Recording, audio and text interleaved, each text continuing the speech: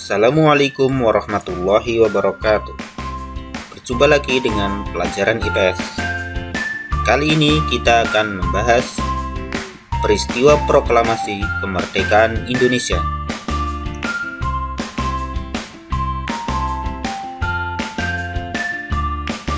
Peristiwa proklamasi kemerdekaan Indonesia. Menjelang kemerdekaan, rakyat Indonesia menghadapi berbagai peristiwa penting. Apa saja peristiwa tersebut? Ayo kita pelajari bersama.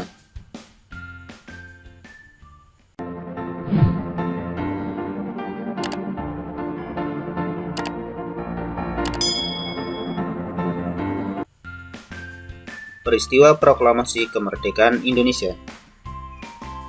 Berbagai peristiwa penting menjelang proklamasi kemerdekaan antara lain sebagai berikut. 1. Badan Penyelidik Usaha-Usaha Persiapan Kemerdekaan Indonesia atau BPUPKI. A. Pembentukan BPUPKI. Pada 1 Maret 1945, Jepang mengumumkan berdirinya BPUPKI atau Dokuritsu Jumbi Kosakai. Tujuannya adalah mempelajari dan menyelidiki hal-hal yang dibutuhkan dalam membentuk negara Indonesia merdeka. Adapun ketuanya adalah Rajiman Widyodiningrat.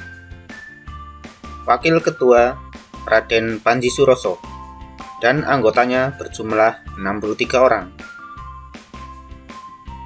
B. Sidang BPUPKI.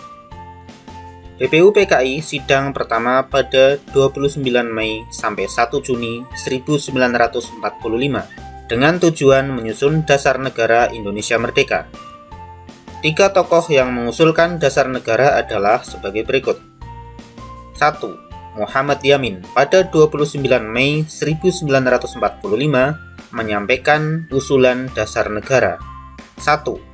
Peri kebangsaan. 2. Peri kemanusiaan. 3. Peri ketuhanan. 4. Peri kerakyatan. Dan 5. Kesejahteraan rakyat. Yang kedua adalah Supomo pada 30 Mei 1945 menyampaikan usulan dasar negara sebagai berikut. 1. Persatuan. 2. Kekeluargaan. 3. Keseimbangan lahir dan batin. 4. Musyawarah. Dan 5. Keadilan rakyat. Yang ketiga adalah Soekarno. Pada 1 Juni 1945, beliau menyampaikan dasar negara sebagai berikut. 1. Kebangsaan Indonesia. 2. Internasionalisme atau peri kemanusiaan. 3. Mufakat atau demokrasi. 4. Kesejahteraan sosial. Dan 5. Ketuhanan yang berkebudayaan. Pada 10-16 Juli, BPUPKI mengadakan sidang kedua dan menghasilkan rancangan Undang-Undang Dasar untuk Indonesia Merdeka.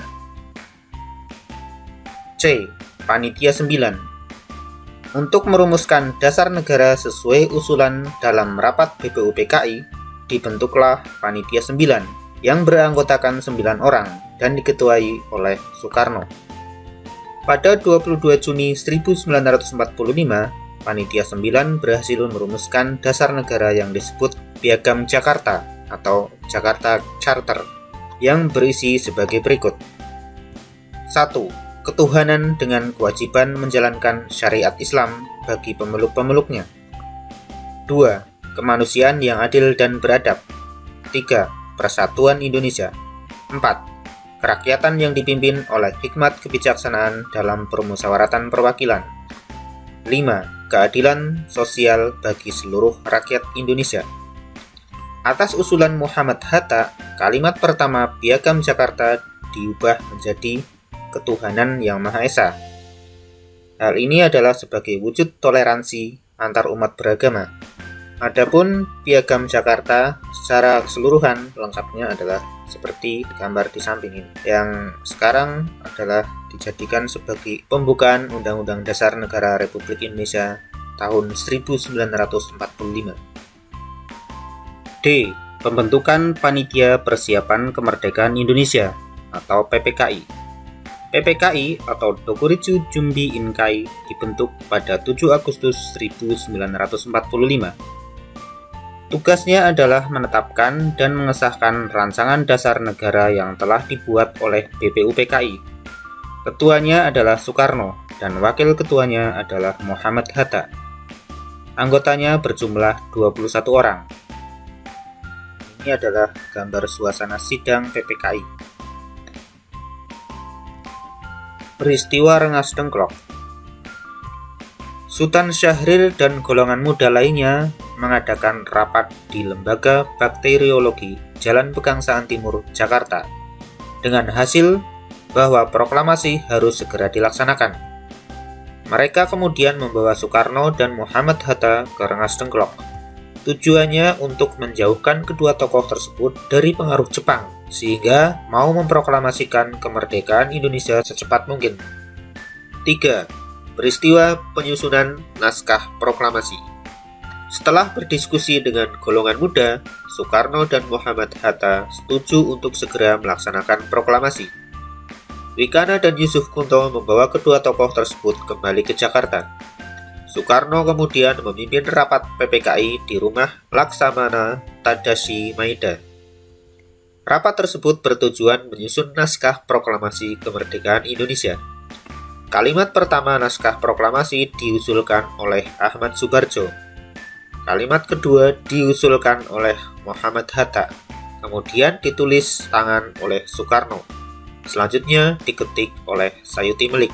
Ini adalah naskah proklamasi yang telah dituliskan oleh Soekarno. Yang keempat adalah peristiwa detik-detik proklamasi kemerdekaan Indonesia. Awalnya proklamasi hendak dilakukan di lapangan Ikada. Untuk menghindari bentrokan dengan tentara Jepang, tempat pembacaan proklamasi dipindahkan di Jalan Pegangsaan Timur nomor 56, Jakarta, pada hari Jumat 17 Agustus 1945, pukul 10.30. Pembacaan teks proklamasi dilakukan oleh Soekarno, didampingi Muhammad Hatta dan para tokoh nasional. Ini adalah pembacaan teks proklamasi oleh Soekarno yang didampingi oleh Muhammad Hatta. Ini adalah teks proklamasi yang telah diketik oleh Sayuti Melik. Proklamasi. Kami bangsa Indonesia dengan ini menyatakan kemerdekaan Indonesia. Hal-hal yang mengenai pemindahan kekuasaan dan lain-lain diselenggarakan dengan cara seksama dan dalam tempo yang sesingkat-singkatnya. Jakarta, hari 17, bulan 8, tahun 05. Atas nama bangsa Indonesia, Soekarno-Hatta. Setelah teks proklamasi dibacakan, diadakan upacara pengibaran bendera merah putih. Latif Hendraningrat dan S. Suhud ditugasi menjadi pengibar bendera. Berita proklamasi tersebar ke seluruh wilayah Indonesia dalam waktu singkat. Penyebaran berita proklamasi disebarkan melalui pamflet yang ditempelkan di tempat umum, siaran oleh kantor berita Domai milik Jepang, surat kabar Cahya dari Bandung, dan Suara Asia di Surabaya. Utusan ke berbagai daerah, yaitu Teuku Muhammad Hasan ke Sumatera, Samratulangi ke Sulawesi, Ketut Puja ke Nusa Tenggara, dan A.A. Hamidan ke Kalimantan. Proklamasi kemerdekaan Indonesia tercapai berkat jasa para tokoh bangsa seperti Soekarno, menunjukkan sikap kepemimpinan dan mengutamakan musyawarah mufakat dalam menyusun dasar negara dan naskah proklamasi. Muhammad Hatta menunjukkan sikap cerdas dan toleransi terhadap perbedaan agama dalam penyusunan pembukaan Undang-Undang Dasar 1945. Supomo merupakan ahli tata negara dan hukum. Gagasannya tentang dasar negara disampaikan dalam perumusan dasar negara pada sidang BPUPKI dan PPKI. Muhammad Yamin memiliki kecerdasan dan wawasan yang luas. Ia menuangkan banyak gagasan dalam merumuskan dasar negara pada sidang BPUPKI dan PPKI. Sultan Syahrir menunjukkan sikap berani sebagai pemuda yang peduli terhadap nasib bangsa Indonesia.